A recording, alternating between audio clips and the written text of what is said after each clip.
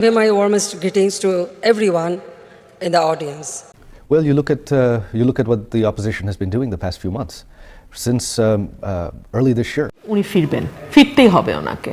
আপারে 4 August 2024 বিএনপির মুরত ছিল না। এত ভয় কেন সরকারে যদি আওয়ামী লীগ কোথাও নাই থাকে? 5ই আগস্ট 2 বছর আগে এই দিনেই ছাত্র বিক্ষোভে বাংলাদেশ ছাড়তে বাধ্য হয়েছিলেন শেখ হাসিনা। ভারতে আশ্রয় পেয়েছিলেন। এবছর সেই 5ই আগস্ট দিল্লি থেকে বার্তা দেবেন বাংলাদেশের প্রাক্তন প্রধানমন্ত্রী। এবার দিল্লি থেকে প্রকাশ্যে আসছেন তিনি। শুধু বার্তা নয়, বাংলাদেশে ফেরার সম্ভাব্য সময়সূচি নিয়েও আসতে পারে ঘোষণা। আমি কালকে শেখ হাসিনা বক্তব্য দিবেন, আর সেই সংবাদ শুনেই সরকারের মধ্যে ইতিমধ্যে ভয়ভীতি সৃষ্টি হয়ে গেছে। সরকার এতে করেই বিভ্রান্তকর তারা মনে করছে এবং আওয়ামী লীগকে নিয়ে এতটাই ভয় করছে তারা বাংলাদেশে এই সংবাদ প্রচারও নিষিদ্ধ করে দিতে চাচ্ছে। আজকে 4ই আগস্ট, আগামীকাল 5ই আগস্ট ঠিক সন্ধ্যা 6:30-7টার মধ্যে শেখ হাসিনা লাইভে আসবেন এবং সেখানে তিনি বক্তব্য দেবেন। প্রিয় দর্শক, সেই বিষয় নিয়ে কিছু চাঞ্চল্যকর তথ্য এবং সেই সংবাদটা আপনাদের সাথে শেয়ার করতে চাচ্ছি। আশা করছি যারা যেখান থেকে সাবেক প্রধানমন্ত্রী শেখ হাসিনার কথা শুনতে চাচ্ছেন তারা অবশ্যই পুরো ভিডিওটি দেখবেন। 2 বছর পর আবারও 5ই আগস্ট, যে দিনটিতে 2 বছর আগে ক্ষমতা হারিয়ে দেশ ছেড়েছিলেন শেখ হাসিনা, ঠিক সেই দিনেই এবার দিল্লি থেকে প্রকাশ্যে আসছেন তিনি। শুধু বার্তা নয়, বাংলাদেশে ফেরার সম্ভাব্য সময়সূচি নিয়েও আসতে পারে ঘোষণা। কিন্তু কেন হঠাৎ এই সময়ে? যুক্তরাষ্ট্রের বিশেষ দূত সার্জিও গোরের ঢাকা সফরের পরপরই কেন এই ঘোষণা আসছে? শেখ হাসিনা কি ভারত আর যুক্তরাষ্ট্রের কাছ থেকে কোনো গ্রিন সিগন্যাল পেয়ে গেছেন? তবে কি বাংলাদেশের রাজনীতি আবারও চলে যাচ্ছে আওয়ামী লীগের নিয়ন্ত্রণে?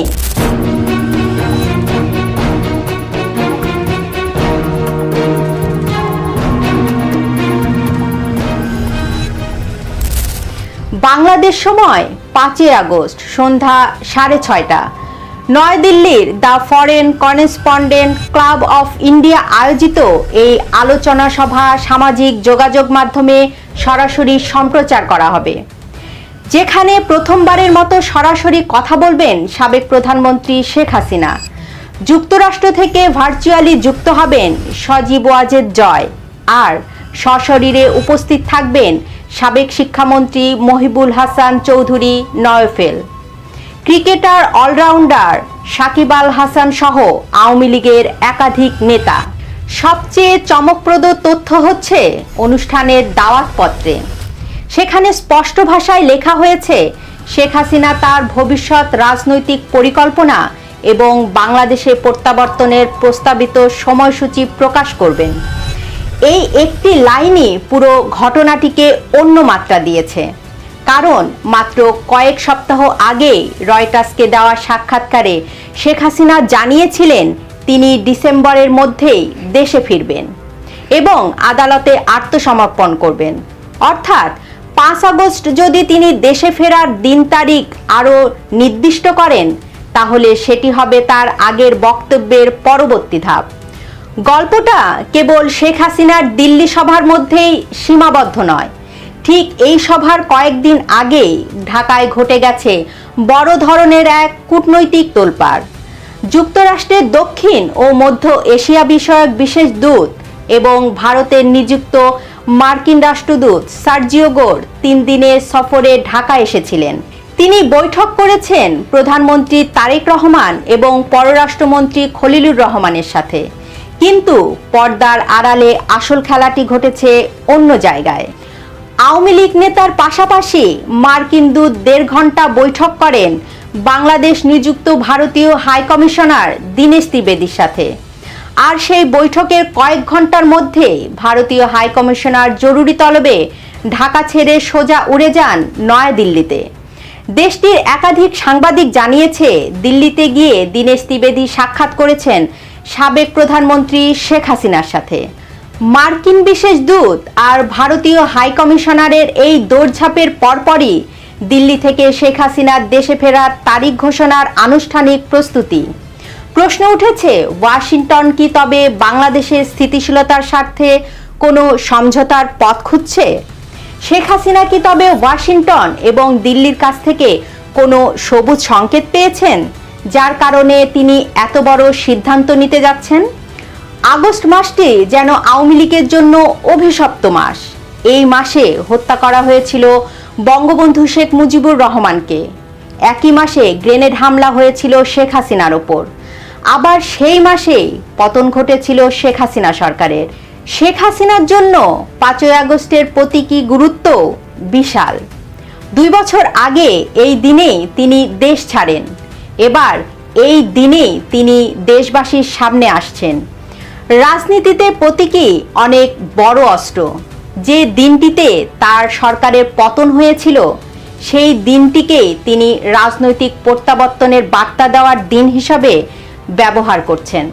তিনি হয়তো বলতে চাইছেন, যেদিন আমি গিয়েছিলাম সেই দিনই বলছি আমি ফিরব। তাই 5 আগস্টের অনুষ্ঠানকে শুধু একটি রাজনৈতিক বক্তব্য হিসাবে দেখলে ভুল হবে। এটি হতে পারে 3টি বার্তার সূচনা। প্রথম বার্তা, শেখ হাসিনা পালিয়ে যায়নি, বহু প্রাণহানি এড়াতে নিরাপদ স্থানে গেছেন, তিনি রাজনৈতিকভাবে সক্রিয়। দ্বিতীয় বার্তা, আওয়ামী লীগের সাংগঠনিক শক্তি অটুট আছে জনসমর্থনও। আর তৃতীয় বার্তা, দেশের মানুষকে রক্ষা করা এবং ষড়যন্ত্রকারীদের বিচারের আওতায় আনতে শেখ হাসিনাকে দেশে ফিরতেই হবে। 2 বছর আগে যে 5ই আগস্ট শেখ হাসিনা ক্ষমতা হারানোর প্রতীকী ছিল, 2 বছর পর সেই 5ই আগস্ট হয়ে উঠতে পারে তার রাজনৈতিক প্রত্যাবর্তনের নতুন কাউন্টডাউন। আর যদি সেদিন তিনি সত্যি দেশে ফেরার নির্দিষ্ট দিন ঘোষণা করেন, তাহলে বাংলাদেশের রাজনীতিতে ডিসেম্বরের আগে আরও অনেক হিসাব বদলে যেতে পারে। কারণ প্রশ্নটা তখন আর শুধু শেখ হাসিনা কবে ফিরবে থাকবে না। প্রশ্নটি হবে, শেখ হাসিনা ফিরলে বাংলাদেশের রাজনীতি কোন দিকে যাবে? এ বিষয়ে আপনি কি ভাবছেন? লিখুন আপনার মতামত। ভিডিওটি শেয়ার করুন, লাইক দিন, সম্ভব হলে চ্যানেলটি সাবস্ক্রাইব করুন।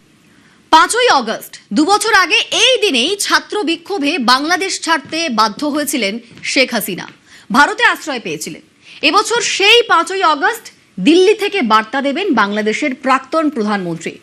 কি বলবেন হাসিনা? শুধুই আক্ষেপ, নাকি দেশে ফেরার কথা ঘোষণা করবেন? বাংলাদেশ জুড়ে জোর চর্চা।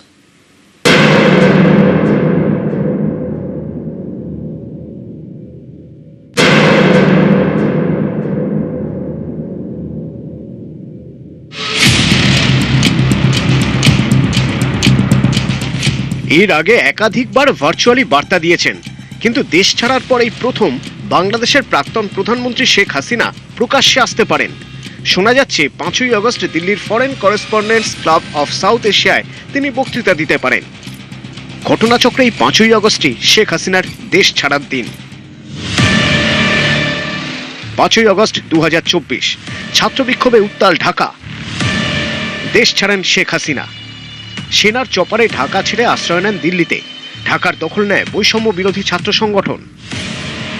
আন্দোলন বাংলাদেশের 24-এ আমাদের বোকা বানিয়েছিল, কারণ আমরা ভেবেছিলাম সত্যিকার সব ছাত্ররা এসেছে, তারা কোটা উঠিয়ে দিতে চাইছে। শেখ হাসিনা তখন বলেছিলেন ঠিক আছে, ওটা সংশোধন করে দিচ্ছি, কিন্তু শেষ পর্যন্ত সরকার পতনের আন্দোলনে গেছে এবং সরকার পতন হয়েছে এবং আমরা টের পেয়েছি, দেখেছি, প্রমাণ পেয়েছি যে আসলে এই আন্দোলনের পেছনে জিহাদিরা ছিল এবং জিহাদিরাই পরে দখল করেছে দেশ। তো পরিণতিটা ভালো হয়নি। 5ই আগস্ট 2024 বাংলাদেশ ছাড়েন শেখ হাসিনা। বৈষম্য বিরোধী ছাত্ররা অন্তর্বর্তী সরকার গঠনের সিদ্ধান্ত নেয়। 8ই আগস্ট 2024 অন্তর্বর্তী সরকারের প্রধান উপদেষ্টা হলেন নোবেলজয়ী অর্থনীতিবিদ মোহাম্মদ ইউনুস। বিভিন্ন জায়গায় হিন্দুদের উপর আক্রমণ চলে। ততদিনে আওয়ামী লীগকে নিষিদ্ধ করা হয়েছে। ভোট হয়, লড়াই হয় বিএনপি ও জামাতের। বিএনপি নিরঙ্কুশ সংখ্যাগরিষ্ঠতায় জয়ী হয়। প্রধানমন্ত্রী হন খালেদা জিয়া পুত্র তারেক রহমান। নতুন সরকার পেয়েছে বাংলাদেশ, কিন্তু ঘরে ফেরা হয়নি মুজিব কন্যার। বাংলাদেশে আওয়ামী লীগ এখনো নিষিদ্ধ।